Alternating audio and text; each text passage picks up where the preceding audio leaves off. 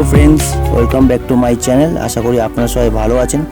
দেখতেই পাচ্ছেন এই কমার্শিয়াল গাড়িটার পেছনের ব্যাক ডালাটা পুরো নষ্ট হয়ে গেছে, অনেক জায়গায় ড্যামেজ হয়ে গেছে। সেটাই কিছু কাজ করা হবে, চলুন দেখা যাক।